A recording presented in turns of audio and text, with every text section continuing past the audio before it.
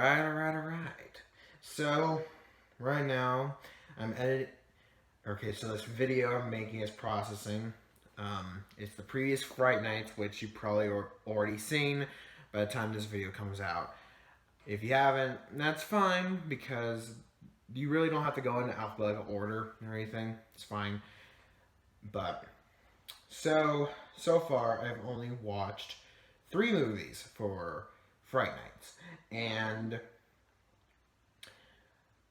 at the end, Halloween, on Halloween Day, when I reviewed that movie that I picked specifically for Halloween, then after that, I'm like, what was the best one I've watched?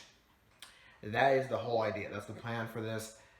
I'm a little more alive right now because I have an idea of what I'm gonna say for this one this time. See, with Friday Nights, these are raw reviews. Like, I don't have a script ready or anything. I'm just like coming up with it on the spot. But for this, I kind of have an idea of what I'm gonna say. So let's get into this. There is a problem with the horror fandom, or the horror genre in general. I would say there are a lot of horror movies that get a lot more attention than they actually deserve. Like, what I mean by that is slasher movies. That's what I was trying to say. So, the slasher movie genre gets a lot of attention. a little too much attention, if you're asking me. I don't hate slasher movies. Like, some of my favorite horror movies are slasher films, but I'm not a big fan of that subgenre because to me it's just like, okay, it's pointless just to see these idiotic teenagers run around, scream, have sex, and then die. It's like, that's pointless to me. There's no point to that. I mean, don't get me wrong, that's not all slasher films. I mean, Texas Chainsaw Massacre and Halloween were definitely bringing realism into slasher movies. Hell, I'm going to tell you this now. I feel like that is the biggest problem with the slasher genre, is the lack of realism. Because, honestly, there's a lot of slasher movies that are just trying to have fun, like be little fun movies, and those are fine. But there's also a lot of them that are actually genuinely trying to be scary and failing, because there's one thing that can make a slasher movie scary or just unnerving, and that's realism. And if a slasher movie doesn't have realism, it's not going to be scary. So that's why I feel like movies like Texas Chainsaw Massacre and Halloween, those types of movies worked. Even like movies like Bob Clark's Black Christmas, I feel like those worked as slasher movies because of the realism that was in there. It almost felt like you were watching something that at times it was like something you shouldn't be watching. Hell, I'll give it this. Even Rob Zombie's The Devil's Rejects is definitely like that as well. It's a... See, the thing about realism is, if you're going to tell a serial killer story or a story about some crazed murderer, I feel like if you want to make it generally effective, unnerving, disturbing, or just scary, it needs to be a little realistic. It can't just be like, oh, this guy can never die. Which I know the future Halloween and Texas Chainsaw Massacre movies were doing that, but for the sake of this argument, let's not think of those. Let's think of the very original Halloween and the very original Texas Chainsaw Massacre, where the whole idea was not supposed to be, let's make a giant franchise. No, it was just 2 directors who wanted to make a very real look into like this rampaging psychopath. That's kind of what it was, at least for Halloween and Texas Chainsaw Massacre. That's what it was. Though they both have different messages, obviously, and they're not the same movie, not even the same plot line, but still, I feel like those are the scariest slasher movies because of how realistic they are. Because of all the realism in those movies, in the story for both those movies. Um, there's a lot of new slasher movies that are coming out, but I mean, there's only a few that I feel like actually incorporate realism into their stories because they're actually trying. And a lot of those didn't get the recognition I believe they deserved. I mean, there's a movie called Hellfest that came out last year, and I feel like that movie, while it had certainly was just a fun movie, the whole message it was implying about like the like serial killers and stuff like that, I felt was a really intense message, and it definitely brought out the realism in that movie. Especially the ending, like the last 5 minutes of that movie, I felt like definitely brought the realism that was definitely in that movie. However, we're not here to talk about Hellfest. We're not here to talk about Halloween or Texas Chainsaw Massacre. There's a movie that I watched, not today. I watched it like a few days ago, and it's a movie that I don't feel like gets a lot of recognition, which is sad to me because I feel like it deserves it. It's a movie that I feel like is able to bring out both, like, okay, not bring out, but blend both fictional elements and realism. And it does it superbly. Let's talk about Tourist Trap. So, this movie, it's from 1974, I believe. I believe it's from 74. I think that's what I read when I was looking up this movie. But it's this little indie B movie that actually is really effective. Now, this movie's not for everyone because I mean, I remember I had my parents watch this movie and they hated it. So I'm just like, this movie is not a movie for everyone. If you are able to tolerate 70s acting, meaning if you're able to tolerate 70s B movie acting, then you might enjoy yourself with this movie. I definitely did because I am one to tolerate that. So this movie, the subject matter of the movie, which is these kids who get like a flat tire and when they're trying to find like this, like, what was it? Like they were going somewhere. Damn it, I forgot. But they were going somewhere and they got a flat, and this guy helps them out, and he takes them to his little like tourist trappy like museum where it's like mannequins and it's like a wax museum, but his brother made the entire thing, and it's a backwoods movie like Texas Chainsaw Massacre, but this movie plays with like where it's located and everything. Like there's no phone. It's very dark. Like, and I don't mean like the movie, like the movie's subject matter is dark, which it is at times. No, I mean it's a dark looking movie. Like it's pitch black outside. Like when a lot of these characters step outside the building, it's just darkness. Like there is not an inch of light except unless you see a pair of headlights or something. It's just pitch black, and I felt it made it even more terrifying. Be like, oh god, we have no car, there's no phone, and it's like this pitch black looking place.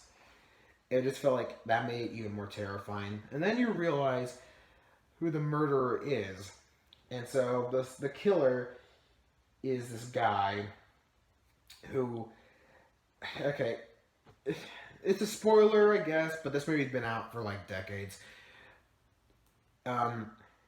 This guy, the owner of the tourist trap like museum thing, he has a brother, and his brother is a very demented person, and he's a very it's like a demented, jealous person. And he wears his mask and everything, and he's been making these mannequins and stuff like that. And brother displays them in his museum, and this guy hates his brother and everything. And it's just really, it's creepy. It's a creepy movie, especially if you're afraid of mannequins and dolls. It's a creepy ass movie. Um,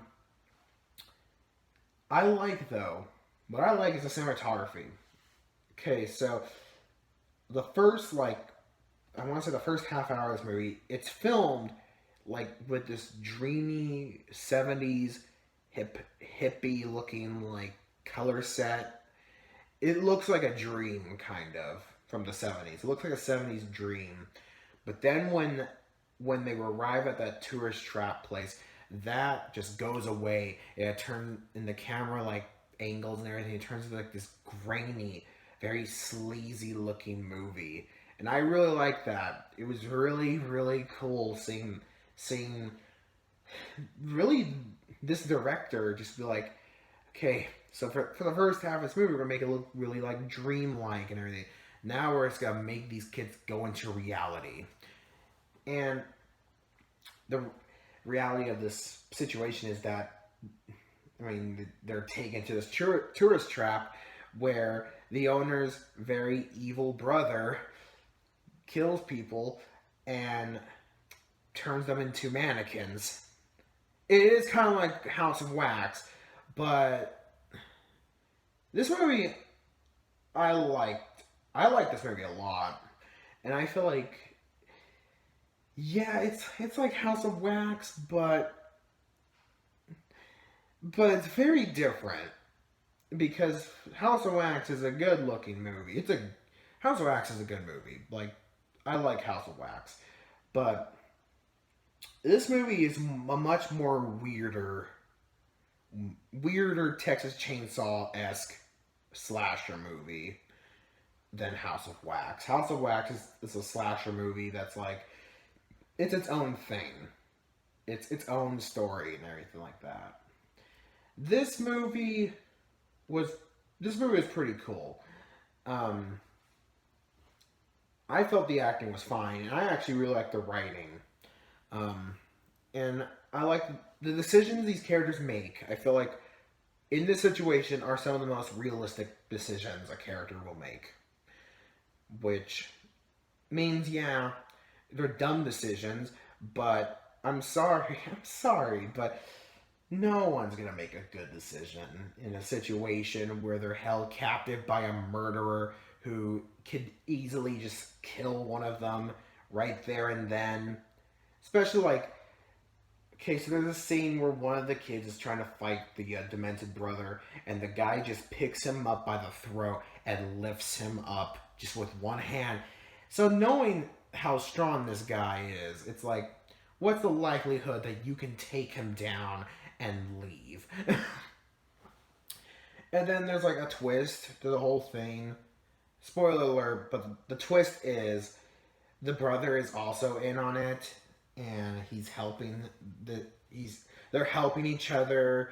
He's helping his brother find more kids to turn to mannequins and everything. His brother is just as insane as he is. Like, they are equally psychotic, and I I felt like the ending of this movie is kind of similar to the end of Texas Chainsaw Massacre, where it's like, well, this person is in a mental institution now. This person's officially insane. They drove this survivor to insanity.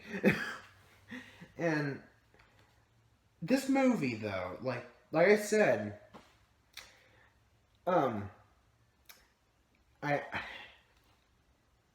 you know, a situation like this seems far fetched, but then I think of, oh, what was her name? There was a lady in India in the 30s who would kill people and turn her victims into soap. So it's like, and then I think of stuff like that, and I'm like, is it really that far fetched? So I like that. I like when you're thinking that this could happen. This could possibly happen. Um, I like this movie. I really, really like this movie. This movie was, it was a surprise. I wasn't expecting it to be have so much realism and to be as creepy and eerie as it ended up being. I was expecting it to be like, okay, it might be good, but it's still probably be like a fun little movie. No, this is a really good movie. It is just a good movie. I would highly recommend this movie, especially if you're a fan of movies like the Texas Chainsaw Massacre and Halloween, where it's a slash movie, but it's full of realism to the point where it's just very, very creepy, and sometimes it's hard to watch. If you like that type of movie, I would highly recommend this movie. I feel like this movie would is better suited towards an audience like that. Well, I know. You got if you guys made it to this point. First of all, thank you, and second of all, I said in the other video that I was gonna be doing reviews of the movies Spider Baby and Paper House, and this is not that. And I didn't watch those movies, but I am I plan on watching those movies. I don't know if I'm gonna make reviews of them. I mean, I tried to watch Paper House, and I was in the mood for that type of movie. I guess at the time of watching it, when I was watching it, I was a little tired. It was almost midnight. I wasn't in the mood to watch this movie you're supposed to pay attention to and stuff like that. I wasn't in the mood to do that, so maybe another time. But for now, I'm gonna leave it here, and I'll see you guys next time, probably later on tonight, because I have Fright Night is almost over. After this, I have like 2 other reviews I have to record tonight, and then we can move on with the night. So, see you guys. I'll see you guys in a little bit. Bye.